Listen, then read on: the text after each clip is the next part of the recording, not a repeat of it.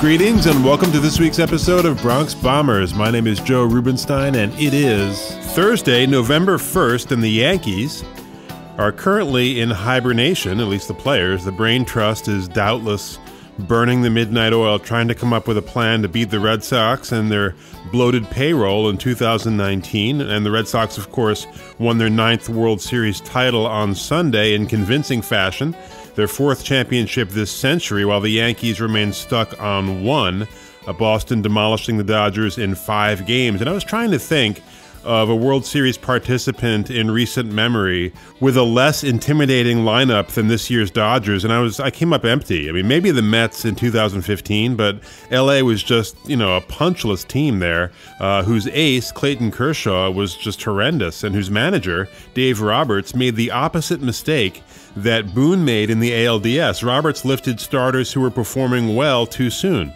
for no reason whatsoever, especially Rich Hill, I guess because, his iPad told him to, and it burned him. It burned him bad, and I don't think we're going to see the Dodgers in the Fall Classic again next year. I think that's a team on the downslope, and I also think the National League is pretty lacking right now in general. I think the Astros or the Yankees would have beaten this Dodgers team, I really do. You can follow us on Twitter, @BombersPodcast is the handle. You can also send us questions. We'll try to answer each and every week in our Mailbag segment here on the podcast.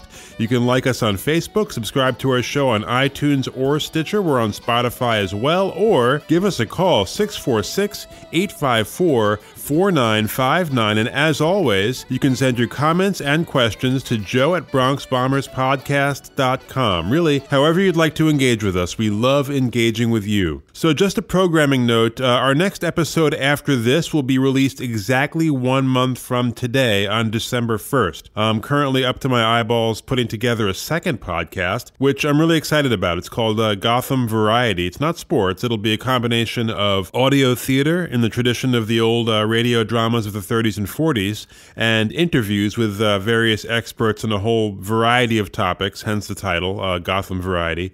Some music, too. Pretty free form at this point, but should something big happen this month on the level of a Stanton signing or something like that, I'll certainly have a special episode for you in response. But barring something of that nature, our next episode of Bronx Bombers will be out on Saturday, December 1st, and we'll just take it from there. Coming up a little bit later on in our Twitter poll this week, some interesting results when we asked if the Yankees should make a play for free agent Nathan Eovaldi this offseason, and I'll answer a fascinating question from one of our followers about the idea of signing Manny Machado in light of his latest hijinks. Also, he's the resident expert at the blog Yanks Go Yard. Our friend Mike Calendrillo rejoins the show to talk Yankee baseball. We'll hear part 2 of that conversation, and we'll get into some of my thoughts on the World Series and how those thoughts relate to the Yankees. All that and more coming up on today's Bronx Bombers. Back in a moment.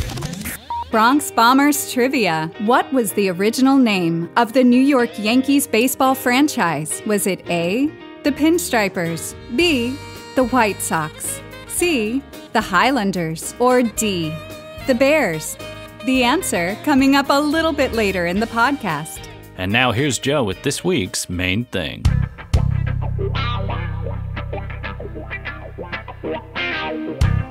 So I watched the World Series in bits and pieces, and my main impression, not just of the series, but of the entire postseason this year, was that it wasn't great television for the most part. I mean, yeah, the marathon Game 3 was fun, but just as a baseball fan, what you look for, if your team is out of it, are competitive series, and there really weren't any. Well, there was one. The NLCS between the Dodgers and Milwaukee, that was it, though. I mean, the Astros destroyed the Indians and then were destroyed by the Red Sox. The Dodgers killed the Braves. Milwaukee swept the Rockies. And the Red Sox really ran roughshod over their 3 opponents. And what struck me most of all about the Red Sox was the fact that a number of players on that team who were not great all year really thrived. And that would include really their entire bullpen, other than Craig Kimbrell, who was very ordinary, but certainly certainly Jackie Bradley Jr. as well. Both of their catchers, Vasquez and Leon, did nothing all year, really, but each had very big hits in the postseason. And this was just one of those cases where everything clicked at once. I mean, obviously, they had a fantastic regular season with 108 wins, but they were truly at their best when it counted the most. David Price, who the Yankees have just absolutely massacred over the past few years and who has not been good in the postseason in his career, was great. And we saw the good version of Rick Porcello as well. Nunez had a big home run. So obviously, as a Yankee fan, I was hoping that they would lose. But mostly, my feeling as I watched them celebrate at Dodger Stadium, honestly, it was one of indifference, I would say. And look, if it takes the Red Sox winning the World Series and immediately after that trolling the Yankees by playing New York, New York in their clubhouse, if it takes that kind of pettiness to motivate Hal Steinbrenner to open up the safe and put a team on the field that can blow their doors off next year, then actually I'm glad they won. And about the trolling, and it wasn't just a song in the clubhouse. The Red Sox fans were chanting "Yankees suck" during the final inning of that deciding game in Los Angeles. I would say this: if it's your first impulse when your team is about to win the World Series to chant about another team that you dispatched weeks earlier, then you're doing life wrong. I mean, how insecure do you have to be that the Yankees occupy that much space in your minuscule brain and, that's what you choose to do? Not savor a victory, but focus on another team. And, as far as playing New York, New York in the clubhouse, look, first of all, it's a good reminder for Aaron Judge and our, very young team not to get too big for their britches when they haven't done anything. And that's what Judge did, I think, by blasting that song after winning Game 2 in Boston. You don't want to give another team bulletin board material after winning a single game in a series, as if that, that wraps it up. But even so, I would say the same thing about that, the Red Sox blasting that song right after they won the World Series. I would say the same thing that I said about the Yankees suck chants. If that's what you're focused on, the Yankees, 3 weeks after you've beaten them in the ALDS, there's something not just wrong, but really kind of small-minded about you. And after doing this for a year, this podcast and being active on Twitter about the Yankees, and I do have many Red Sox fans that follow me, it's abundantly clear to me, that Boston fans think way more about the Yankees than the reverse. Now, why that is, I have no idea. I mean, some inferiority complex, the fact that New York, is really, a major capital of the world, and Boston is essentially, a glorified college town with some nice history to it, maybe. Or is it the fact that the Yankees have 27 titles and Boston's still stuck in single digits? I have no idea. But I think the Yankee, obsession, I think it's fair to call it, among Boston fans and the players in that team, apparently, is kind of pathetic and sad. I mean, I guarantee you, when we win our next World Series, I won't be thinking about the Red Sox, not for 2 seconds. Having said all that, the Yankees have a lot of work to do this offseason to construct a team that can beat Boston next year. A lot of work. As I record this on October 31st, really the only two starters guaranteed to return are Severino and Tanaka. Both major question marks themselves. Our vaunted bullpen was remarkably inconsistent this year, other than Robertson, now a free agent, and Betances. And we really had lost seasons out of Sanchez and Bird. I would say Voit is still an unknown quantity at first, although there's reason to hope. We've also got major defensive shortcomings in our infield. Now, it's fair to say, so did Boston. I mean, Devers and Nunez are not good infielders, but they were good enough when it counted.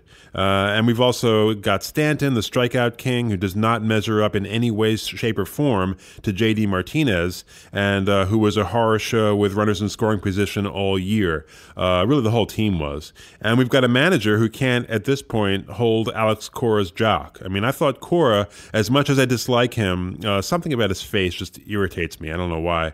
How's that for in-depth analysis? But I thought he managed a brilliant postseason. Now, it helps when you've got Nathan Eovaldi out there looking like Justin Verlander and J.D. Martinez looking like Ted Williams. But credit where credit's due, Cora pushed almost all the right buttons with his bullpen, and that's really his biggest job, and that's a job that Boone failed at repeatedly in 2018, including in the playoffs. So we'll see if Boone learned from his mistakes. If he didn't, I wouldn't be shocked if the Yankees bought out the third and final year of his contract and moved on. There's only a limited window here where we'll be paying Judge, Sanchez, Severino, Betances, and others minimum wage. And having a manager who's a liability is not advisable. So given all of these issues, really quite a laundry list of issues that Cashman and Steinbrenner must resolve in order to compete with a loaded team like the Red Sox. Now keep in mind, the team we just saw win the World Series is not the team that will take the field next spring. They have a whole number of critical free agents, including the aforementioned Eovaldi, Joe Kelly, Craig Kimbrell, Steve Pearce, Chris Sale has a club option. I'm sure Boston will pick that one up, but David Price can opt out of his contract. So there's some important names there that I just listed that are, as of this moment, not Red Sox. They are free agents.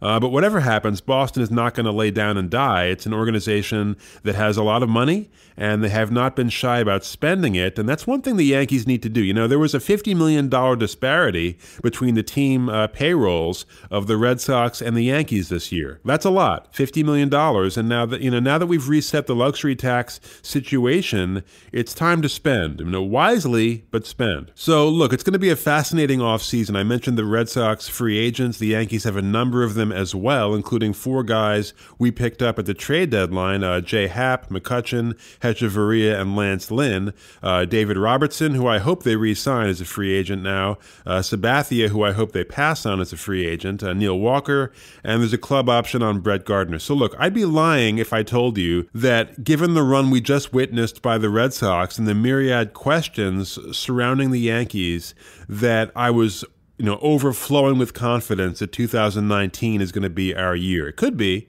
and it wouldn't shock me. Nor would it shock me if we ended the same way we did this year or worse. But, as far as picking the Red Sox to repeat, and I said this back in March about Houston, and I was right. Every World Series champion looks invincible right after they've won the World Series, okay? And everyone, or almost everyone, is going to pick the Red Sox to repeat.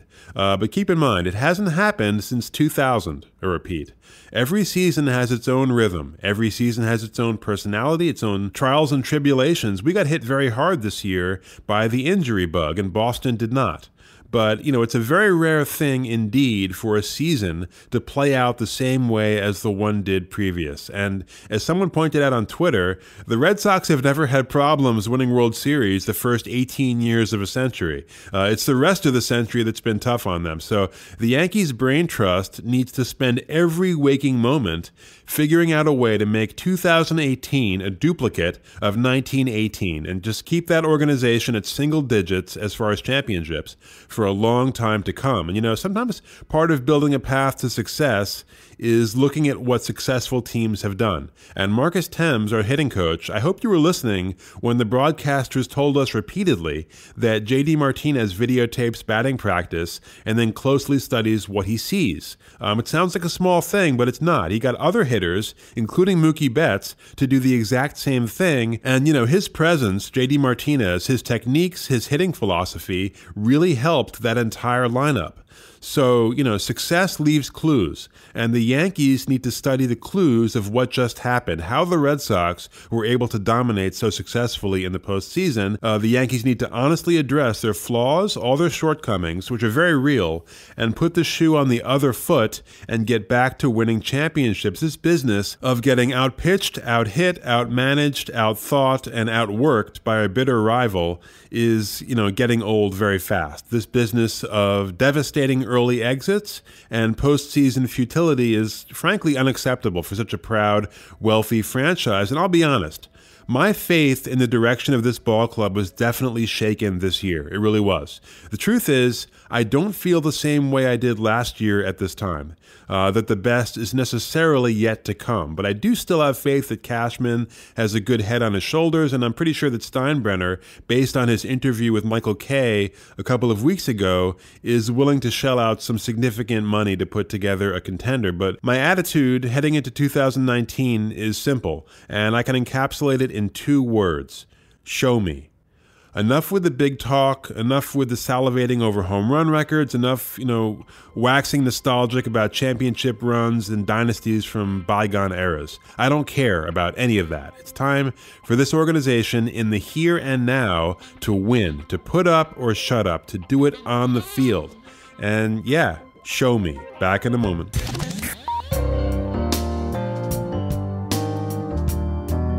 Back here on Bronx Bombers, and we're joined once again by our good friend Mike Calendrillo of Yanks Go Yard. You'll be hearing part 2 of that conversation, which we begin with a question about Luis Severino. And you mentioned Severino. I'm curious, does he meet your standard of an ace? Is he at the level of a Verlander or a DeGrom? Because he's talked about that way, but I have my doubts. It's definitely understandable because he was amazing in the first half of 18, and then he just lost it. I don't know. Nobody knows what seems to happen. Maybe Pedro Martinez is correct in his assessment that Sevy told him he was pitching hurt and that he needed to pitch, because that's what the Yankees told him. Now, this is hearsay, and Severino has obviously denied it, but there's something to it, because even in that wild card game, he was all over the place. I mean, threw 70+ pitches in just 4 innings. I know he struck out 7, but he was not very accurate. And look, I don't know what happened. I don't know what rattled him. Maybe it wasn't an injury, but for me, an ace is a guy like you mentioned, Scherzer, DeGrom, a guy that is going to go out there and give you quality start after quality start. And Severino's got all the tools. And yes, 19-8, 3.39 ERA, struck out 220. These are great numbers. And for the Yankees, yes, he's an ace, but he's not the guy right now that you're going to put on the mound versus a Scherzer if you're in the World Series, or versus a Verlander. It's not that he's not there yet, but he's only 24, so he's got plenty of time and he's got the skills. Maybe he'll work with Pedro this winter. Maybe I guess Rothschild's back. He'll work with him. I'm sure he's going to get better. But whatever ailed him in that second half was serious enough to derail what could have been a Cy Young campaign. And where are you on the Machado sweepstakes? How much do you want him? I mean, how likely do you think the Yankees are to get him? And if we don't acquire Manny, I mean, what's our best option as far as the infield roster with Didi out for who knows how long? Yeah, I mean, look, this is the reason that Brian Cashman was so adamant about staying under the luxury tax threshold this year. If it's not for Manny Machado, it will likely be for Bryce Harper. And I know a lot of people don't like Bryce Harper, don't care for his attitude, but that left-handed stake in Yankee Stadium, it would be phenomenal. Whether you want to, say, well, it's not worth it, especially when you got Stanton and his bad salary, that's one thing. But I'm more concerned with improving, with scoring more runs. Going back to the first question that we spoke about, this 14 runs, it's not enough. So they've got to decide. I mean, the easiest thing is to slide Gleyber Torres over to short in his natural position, and you can plug in Tyler Wade at second, and we can hope that Didi comes back by July. That's not a way that I want to start a season. I don't want Neil Walker back again, because again, it's old hash. They could potentially go out and trade, who knows, Sonny Gray to San Francisco. There was talk. Maybe pick up Joe Panik, who used to be a St. John's alum. That could be a move, but these are short-term incremental moves that you don't know. Again, is it really going to make a big difference? Manny Machado, whether you want to complain that he didn't hustle the other night when he hit that rope to short, that's one thing. But if you got the opportunity to get a Manny Machado who is still in his mid-20s, I mean, this is a guy that's a game changer. And I know that getting him is likely the end of Didi, unless you want to get crazy in 2020 and you re-sign Didi because he's coming off an injury, and you move him to second, and you'd have to move Gleyber to third, and then Andujar to left field. I mean, it's a lot of moves, and it really screws up with your defense.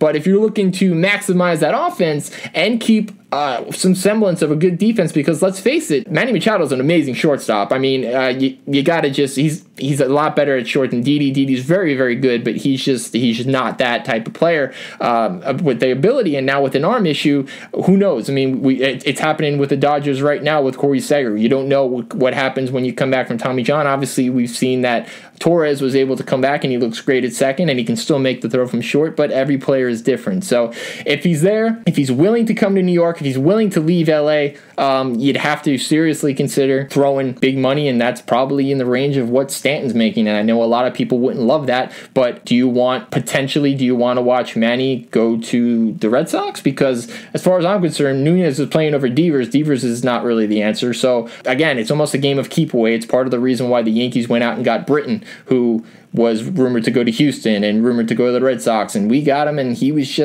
good. He was fine. He wasn't great. So, do you want to go out and get a game changer, or do you want to sign a guy like Brian Dozier? I mean, these are your options. And at the end of the day, if Manny winds up in the wrong place, which, would be pretty much anywhere in the American League East because he killed the Yankees, then that's something that people will have to deal with. So, but you definitely, if anybody thinks that he's not a guy that would seriously help this team, you're delusional. Now, Mike, one of several disturbing aspects for me of this postseason, really the whole season, and it sounds crazy to say this about a 100 RBI guy, but to me is the performance of Stanton, especially considering how much money and years we have tied up in him. I mean, it was a good season in many ways, but the strikeouts were brutal. I mean, 211, that's a franchise record. And yes, he hit 38 home runs, but with a few exceptions, they often seemed to be icing on the cake in blowouts. I mean, his home run in the wild card game was a perfect example of that. And the majority of the time, he just did not deliver in big spots. I think that was the case in the Boston series. I mean, 0 extra base hits. So, Mike, are you concerned about the Stanton contract? And do you think if he continues to fail in big spots in the playoffs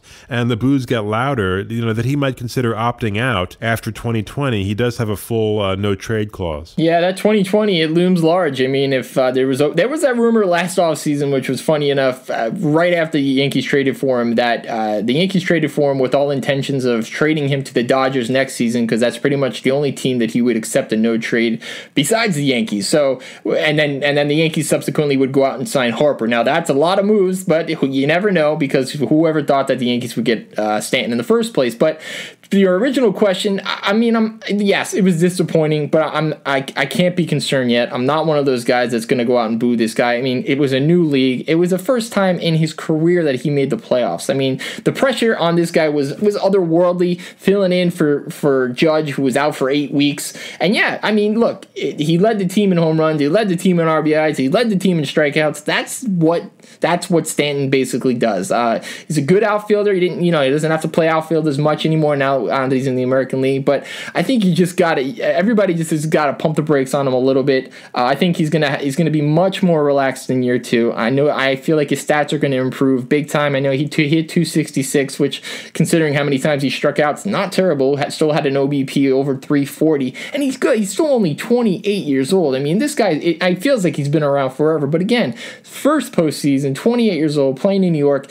The boos were out within the first week of the season, so I just wish everybody would just, let's give him the benefit of the doubt. I know we don't do that as Yankee fans, but look, this guy, when he's right, is still one of the most, if not the most feared power hitter in the game, and we've just got to let this play out. If everything goes well, he'll lead the team in home runs again. He'll have a battle with Judge next year, and like you said, there is that 2020 possibility of him leaving. But again, if he hits the way he can, we don't want him to leave, but we'll have to see. But I'm rooting for him. I want everybody to root for him because he seems like a little bit of a fragile dude. His confidence can get shaken pretty quickly, and we don't want that as Yankee fans. We want this guy to succeed. Okay, final question, Mike. Assuming that Steinbrenner is willing to spend money this winter, having now reset the luxury tax situation, give me the top 3 things the Yankees have to do this offseason to get to the promised land next year and win our first title since 2009.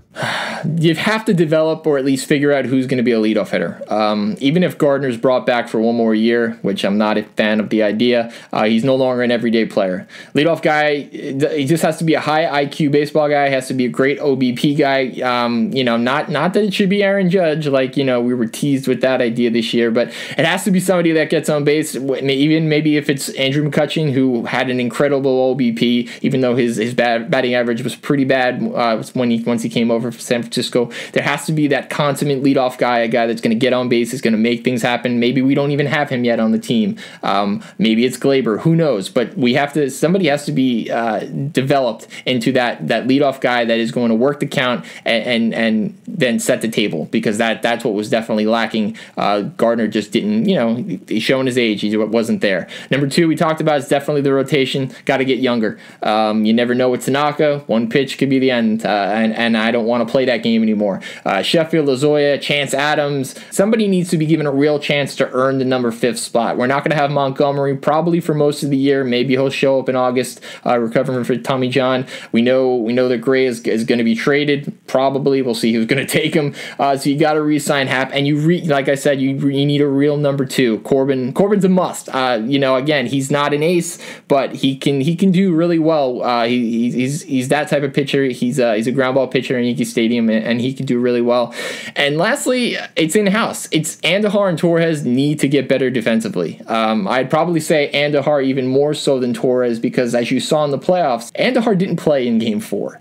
You can't take a guy like Miguel Andujar and his bat and likely the rookie of the year out of the lineup completely. I mean, it's bad enough that you have to take him out as a late inning defensive replacement, but this is an athletic 23-year-old guy. Something needs to be fixed. I know recently, I forget the gentleman's name, but there's a so-called guru, an infield guru that was just let go by the Marlins that the talk is the Yankees may look at potentially bringing over, because somebody needs to get through and figure out, is he capable, yes or no? If not, let's find a position for him that is, because this guy is just too good to have to worry about taking out in the 8th inning of a game or not even playing, because he may or may not cost you a run or two in a crucial situation. All right, great having you on, Mike. Love your blog. That's the Yanks Go Yard blog, which all of our listeners should check out for really high-quality, in-depth analysis. Mike, thanks so much for coming on the show again, and hopefully we can do it again during what should be another very eventful offseason, okay? Definitely. I'm looking forward to it. December will be an interesting one. So thanks a lot, Joe, as always. You got it. All right, we'll come back. More Bronx Bombers in just a moment.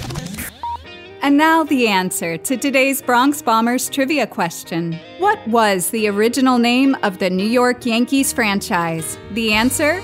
C. The New York Highlanders. And now here's Joe with this week's Twitter poll. Yes, this week's Twitter poll results are in. We asked you this. Should the Yankees make a serious effort to sign Nathan Eovaldi this offseason?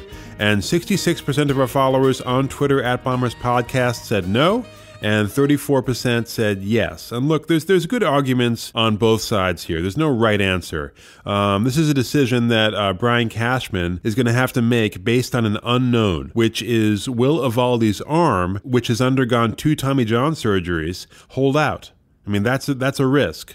But based on his performance this postseason with Boston, which was nothing short of spectacular, it may be a risk well worth taking, and I'm sure there will be teams lining up to take that risk. So the question becomes, which is the real Nathan Eovaldi?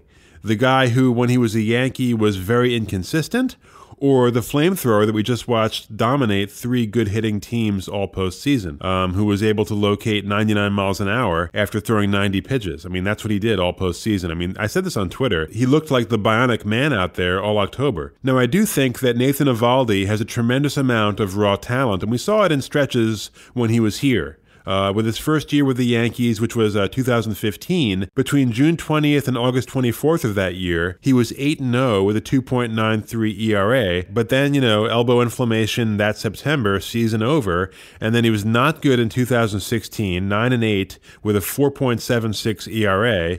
Then he had his first Tommy John, was released in November of that year, signed by Tampa. He missed the entirety of 2017 after his second elbow surgery, and then had some other issues this season, loose bodies in his elbow, whatever that is. And then when he came back this season in Tampa, he wasn't bad, but he wasn't great. 3-4 with a 4.26 ERA for the Rays. But one thing he does not do is walk guys. In 57 innings with Tampa this year, just 8 walks and 53 strikeouts. And his success really ramped up in a big way in Boston. He was really good for them at the tail end of the season, but he was just a beast in the playoffs. But the question remains, which is the real Nathan Eovaldi?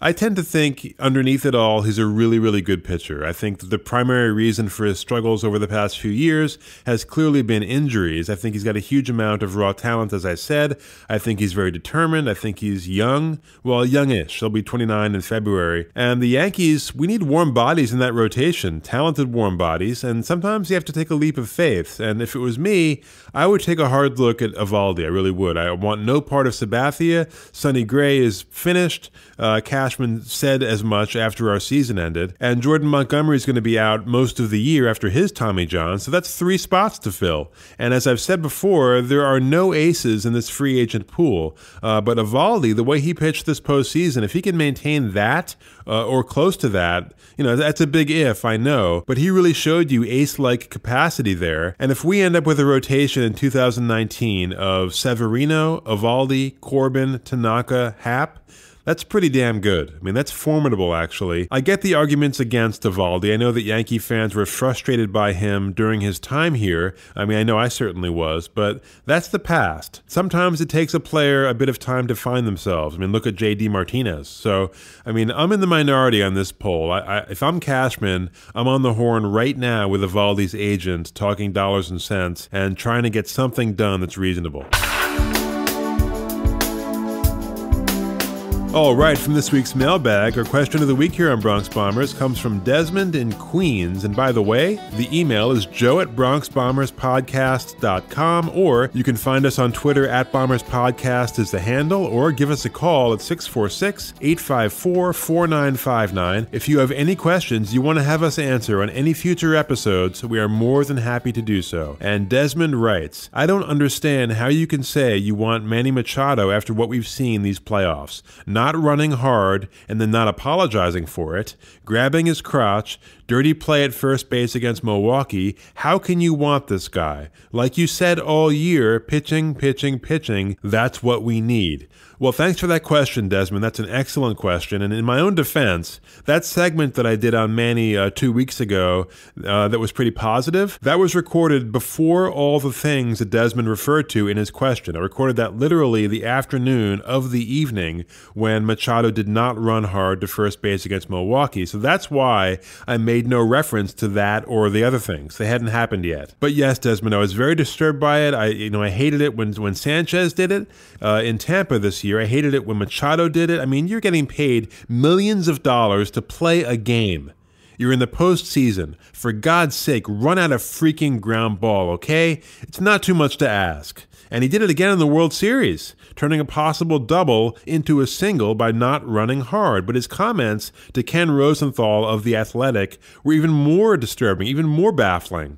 Here's what Manny said, quote, I'm not the type of player that's going to be Johnny Hustle and run down the line and slide to first base. That's just not my personality. It's not my cup of tea. That's not who I am. Should I have given it a little more effort? 100%. These are things that you learn, things you got to change. I've tried changing it for 8 years, and I still can't figure it out, but one of these days I will, unquote. Just can't figure it out. It's not quantum physics, Manny. It's not advanced algebra either. Here's the deal. Run hard always. And believe me, guys, if this is what he's saying on the eve of his free agency, and if this is what he's doing in the NLCS and then the World Series, then believe me, he's never going to change, especially not with a guy like Aaron Boone at the helm, whose idea of discipline is, to give everyone a back rub and a participation trophy. So there's that. And as far as the crotch grabbing, yeah, just more evidence of poor self-control and unbelievable immaturity. Now, I do believe that was the only incident like that in his career, but yeah, I mean, terrible. And the dirty play at first base when he stepped on the Brewers' first baseman's heel, what's his name, Jesus Aguilar, and that could have caused serious injury there. And I think there was a similar play against Steve Pearce in the World Series. If you combine all these things, especially the not hustling, which is not new, by the way, Showalter called him out for this more than once in Baltimore for not running hard. Jim Palmer, Hall of Fame pitcher and Orioles broadcaster, called Machado pathetic in a tweet last week for the same reason, not running hard. But to do all of these idiotic things on the biggest stage, the postseason, on the eve of free agency, to me, speaks to something. I mean, I don't want to play psychologist here. I'm anything but that. But I don't think it's a huge stretch here to say that there's something deeply self-destructive at work here. I mean, this sort of childish, upraised middle finger to the world, I mean, it would give me great pause if I was the Yankees and Brian Cashman. So I hear you, Desmond, loud and clear. Now, to be fair, on the other side of the ledger, of course, is the fact that with Didi's surgery and his return date and effectiveness unknown, we have a clear need in the infield. There's Machado's youth. He's only 26 years of age. There's the fact that the Red Sox will likely make an offer that would keep him in our division, and that's a problem. And there's, underneath it all, his undeniable talent, which no one's arguing. He's very gifted. So, in his career, which began in 2012, he sports an .822 OPS, on base of .335, slugging at .487, 175 home runs already. A very capable infielder. He's no Didi, but certainly better than Andujar or Torres at this point. And he does not strike out a lot, which I love. If there's one thing we need, it's a guy that does not strike out a lot in this whiff-happy lineup. So it's tough. There are rational arguments to be made on both sides. If you think we should definitely sign him, I'm not saying you're stupid. There are reasons why the Yankees should consider it. Maybe we're taking all this stuff too seriously. I'm just playing devil's advocate here. Maybe all the stuff that he's done this postseason could lower his asking price. I think both are certainly possible. But here's a question that Yankee fans should really be asking themselves, in my opinion. Which of the following two players, both free agents, had a greater positive impact on their team's fortunes in the postseason? Manny Machado or Nathan Eovaldi? The answer has to be Nathan Eovaldi. Manny had an okay playoffs at best and was god-awful in the World Series, hitting just .182, 0 extra base hits, and 5 strikeouts. And we've talked about Eovaldi's performance already, which was nothing short of superb. And he was used to perfection by Alex Cora. And so with Manny, there was an interesting report on Monday by Andy Martino of SNY TV, who wrote this, quote, "We're not here the morning after the Red Sox won their 4th World Series championship since 2004 to tell you that the Yankees definitely will not sign Manny Machado. But we are here to tell you that the baseball operations and scouting departments, which spent most of last week planning an offseason strategy, was not impressed by Machado's postseason antics and are now lukewarm on pursuing the former Oriole and Dodger, according to major league sources," unquote. To which I say, good. We've already got one expensive, extended contract that's a potential albatross, a Stanton contract. We don't need another one with a guy who, unlike Stanton, seems quite frankly to be a bad actor. Don't need it. So here's what I would do, Desmond, and here's what I think the Yankees will do. Go hard, full throttle at pitching. That's the mission. Construct that championship staff on paper and then go out and get it done by any means necessary. Trades, free agency, get it done. That is absolutely this team's fundamental mission right now. And then once that's accomplished, you see where you are with money. But I do not think, given the risks here, that we need Manny Machado. I do not. I think there's a path to a title without him. Maybe we trade for a Ben Zobrist to take over at second base, put Glaber at short, and then wait for Didi to come back. Maybe Neil Walker's the answer. There are other routes, and I think it would be a huge mistake for Cashman to just throw money at this talented but really irritating kind of man boy as if he's our sole source of salvation. He's not, believe me. And if I'm Brian Cashman, I print out on a sheet of paper in big block letters, championship staff, and I tape that piece of paper over my bed. So it's the first thing I see every morning, and it's the last thing I see at night. Championship staff. That's paramount. Everything else is secondary right now. Important, but secondary. And that'll do it for this week's episode of Bronx Bombers. Again, don't forget, you can subscribe to this podcast on iTunes or Stitcher, find us on Spotify, follow us on Twitter, @BombersPodcast is the handle, like us on Facebook as well, but most of all, have faith in the Yankees. Enjoy the fall. We'll see you December 1st.